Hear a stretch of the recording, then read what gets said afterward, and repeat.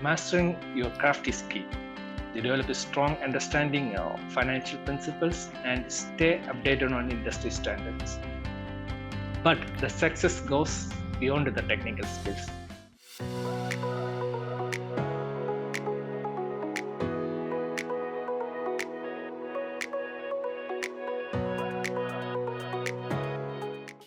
Hello, everyone, and welcome to FaceTime with Leaders, a podcast series by Directors Institute World Council of Directors. I am Tanayol, and today we are thrilled to have with us a seasoned financial strategist with over a decade of expertise in financial planning, budgeting, and corporate governance. He has been instrumental in shaping the financial landscape at Oman Sail, overseeing critical financial operations, budgeting, and strategic decision making. His track record in cost optimization, ERP system management, and financial reporting has also led to impressive organizational growth and efficiency. It's an absolute honor to welcome Mr. Muneer Rasheed to the podcast. Thank you so much for joining us today, sir. Thank you, Tane. I sincerely appreciate your generous introduction. It's truly a pleasure and an honor to be here on FaceTime with Leaders. I'm excited to share my experience and insights with your audience today. Over to you, Tane. Thank you, sir. So, financial leadership isn't just about managing capital, it's about managing change.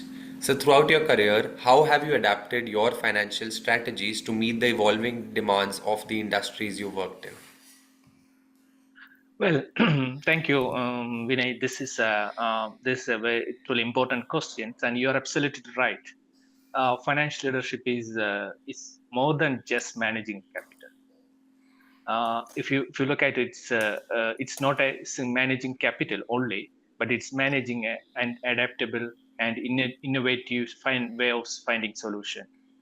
If you look at my career, throughout my career, learned that industries evolved rapidly, and also strategies need to be stay ahead of that curve.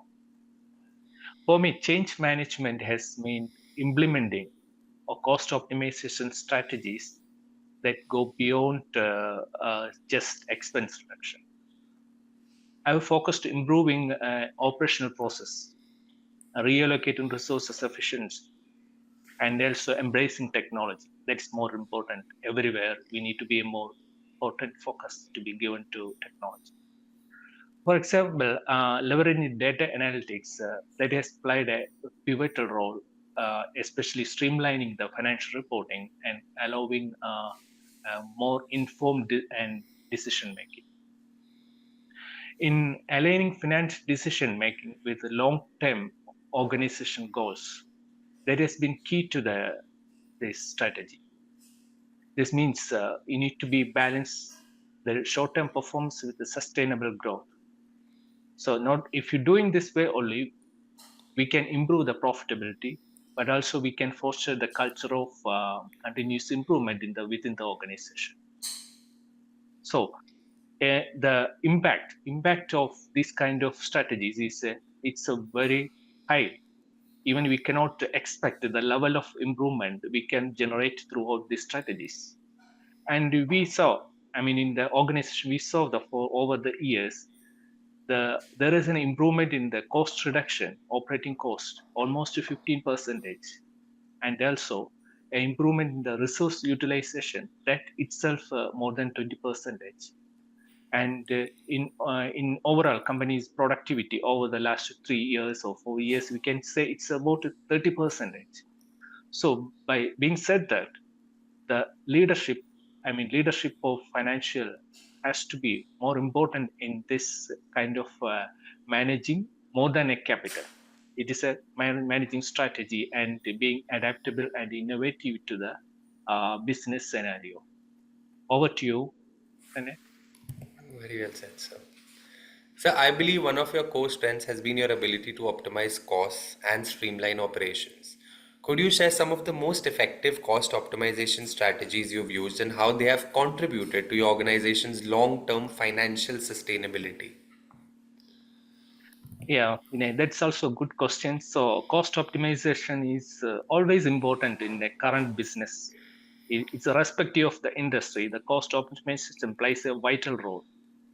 Suppose for me, in my case, I can say that it's not just reducing an expense. It's the focus is to create value and ensuring a sustainable growth. That's most important. Over the years, I've implemented many strategies that improve efficiency and align with the long-term organizational goals. So, if you look at the most effective strategies is in this optimization is process improvements. We need to improve our process by analyzing workflows, identifying the redundancies.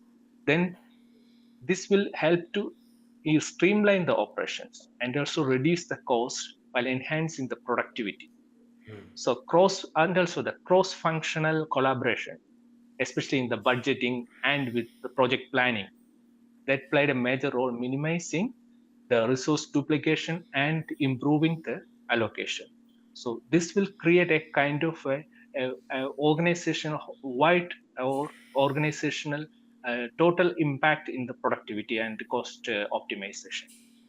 Then another crucial aspect has been leveraging technology and automation. Implementing the digital cost for real-time reporting and information that reduces the routine task. That's important thing. Reduces routine task and reduces the manual errors.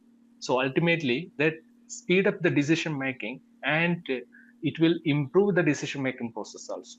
So that's also the important part of this. Then, then also we have done a strategic in procurement. So the how we did that, we focus on we arranging and negotiating with the suppliers for the long term terms and conditions that fostering a long term relationship with the supplier. So it will a two-way benefit for them. And then also we made a more important to the data driven decision making. Instead of a normal or traditional decision making, we've given more importance to the data driven decision making. So using like advanced analytics, and we have identified a lot of cost savings and opportunities that align with the strategic objectives. So overall, these strategies have led to a significant cost savings. It's more than a resilient financial structure. But most importantly, they help to establish a culture of continuous improvement. That is an underlying concept. If you adopt this kind of strategies, that would automatically improve a continuous improvement process within the organization. That's all. Over to you, Vinay. Tanay. So, financial forecasting is not about predicting the future, it's about preparing for it. Given your extensive experience in budgeting and forecasting, how do you ensure the accuracy and efficiency of financial forecasts at Oman Sail? Well done. This questions give you a lot of insight to the financial forecasting and budgeting. As if it's a term looks very interesting, but the reality is it's different. For example, we cannot predict our bank account balance of next month. So in that cases, we are predicting an organization's financials over the years, 1 year, 3 years, 4 years. So it's an important task, but we have to do for that will create a discipline in our financial process in the organization. So in our case, at Mansell, financial forecasting is an essential part of our strategic planning process. That to ensure accuracy and efficiency, we start with a solid foundation of label and data input from across the organization. And then what we do, we use a mix of advanced tools, including scenario analysis and also predictive modeling, so that generate not only the data driven and but also the flexible way of information, and that will create or that will help us to reviewing and performance and aligning with the market trends. And also we could make a realistic projection and that account for the potential uh, variances. Then the collaboration is also a crucial part, because I work closely with many functional departments like operations, marketing, and HR, because their insights, their insights is more important for the budget, financial forecasting, and projection. So the objective is we prioritize continuous monitoring, and also the landscape, financial landscape in shift rapidly. So we regularly review and adjust our forecast in response to the real-time changes. Ultimately, if you say that ultimately the financial forecasting is about creating a roadmap for informed decision making and long-term sustainability and consistent growth in a dynamic environment. So an organization without a financial forecasting or a balanced financial budgeting, so we will say that it's lost the way to the destination. So it's a highly and crucially important one for every organization to have a disciplined financial forecasting and budgeting. Over to you, Vinay. True, sir. So, in today's rapidly evolving financial landscape, how do you see the principles of corporate governance and ESG influencing your daily decision making? Yes, that's a well and it's a quite important questions now. The industries, even if any type of industries or business nowadays, we cannot survive without the ESG compliance, and Yeah. it is a growing concept. And so many statutory and regulatory bodies are giving a stress to you should comply with the ESG. So if you have everything and but you don't have ESG in your organization strategy, definitely you are not in the list of their good list. So it's important. We need to follow the ESG guidance. At Oman Sail, we prioritize transparency, accountability, and sustainability, and all these values within both corporate governance and ESG. The principles actually shape our strategies, more financial planning to and operational execution. For example, we integrate eco-friendly practices for our events and sailing activities to minimize the environmental impact, aligning with the global ESG standards. And also, we also focus on inclusivity and the stakeholders and engagement, ensuring that the decisions reflect that the need of our partners, community, and workforce. So the ESG meet everyone's objectives and giving importance to the ESG guidelines and the rules. Then corporate governance actually ensures that these communications are measurable and that we remain accountable by adopting clear reporting mechanism and aligning with the internationally recognized ESG framework, especially the international IFRS. They provide the reporting standards for the ESG related matters. So that's going to be an mandatory in the coming financial years. And incorporating these principles into decision making enhances resilience and the positions of our organization as a leader in sustainable operations. It also helps us align with the evolving expectation over the stakeholders, our stakeholders. So that's all. Over to you, Tane. True, sir. ESG is the way forward. Yeah. So, success isn't just about numbers, it's about the people you lead and the decisions they make. So, with your leadership in guiding financial operations, what advice would you give to young professionals looking to build a successful career in finance and leadership? Yeah, that's also. I would say it's an interesting question. Most financial leaders, our financial, the youngsters, they want to know. They are curious about how we can improve our leadership in finance. So my advice is to young professionals is to embrace both technical expertise and EQ or emotional intelligence. Mastering your craft is key. You develop a strong understanding of financial principles and stay updated on industry standards. But the success goes beyond the technical skills. Definitely, it's not important. Do you have a lot of technical skills, but you don't know how to manage the teams or the emotional intelligence. It would really will not reach that destination. The financial leadership is about understanding human side of decision making. Yeah, build relationships, value collaboration, and communicate effectively with your team. So this kind of strategies, emotional intelligence, and the soft skill, so that will definitely improve the leadership aspect of a finance, and that will help the leaders to interact with the teams and to motivate them in the right perspectives and direction.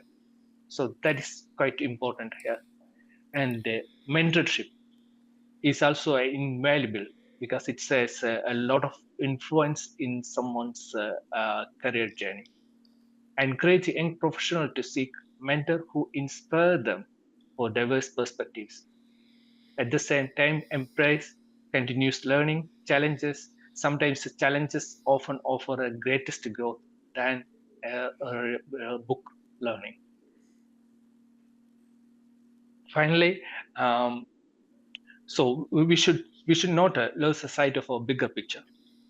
In finance, number tell a story, but you control the narrative. Make decisions that align with your values, benefit your organization, and that empower your team. Over to you, Tanay. Thank you. Very well said, sir. Sir, how has your journey with the Directors Institute enhanced your approach to leadership and governance, and what elements of the experience have been most valuable to you? So I had to say a lot, but first of all, I want to express my gratitude to the founders of Directors Institute for creating this amazing platform. The vision has provided aspiring directors with the tools and knowledge to excel. It's not just a center of learning, but a community that inspires leadership excellence. Right? My journey with the institute has been a transformative. The program has offered a valuable insights to my strategic thinking, ethical decision making, and the governance. That is more important. Governance is now everywhere. So the Directors Institute, like a body, bring this setup that will help a lot of professionals and the leaders to understand this concept and the practice them in the boardroom. So a key takeaway has been the importance of fostering governance culture that empowers a decision making every level. Leadership is just not an oversight; it's about creating an environment with teams that can thrive and innovate. Yeah. The Directors Institute reinforce the value of continuous learning and collaboration, which is essential for navigating today's complex business world. So, being like Directors Institute members, so they should have a privilege to learn this kind of information and knowledge and bring them on the table. So I really thanks to the Directors Institute founders for bringing this amazing platform for us. Over to you, Tane. Thank you so much for those kind words, sir. Your leadership in driving financial strategy and optimizing operations is truly commendable. Not to forget your expertise in financial reporting and cost optimization has not only contributed to the organization's growth but has also set a benchmark for excellence. On behalf of Directors Institute, we thank you for sharing your valuable insights and journey with us today and wish you continued success in all your future endeavors. Thank you so much for being a part of FaceTime with Leaders. Thank you so much for this enriching conversation. I'm truly grateful for the opportunity to share my experiences. Let's stay connected and continue to inspire a positive challenge. And wishing you everyone all the best. Thank you. Thank you so much for. Thank you. We look forward to sharing more inspiring stories and insights from remarkable leaders in our next session. Until then, keep upskilling and finding joy in your journey. Thank you so much.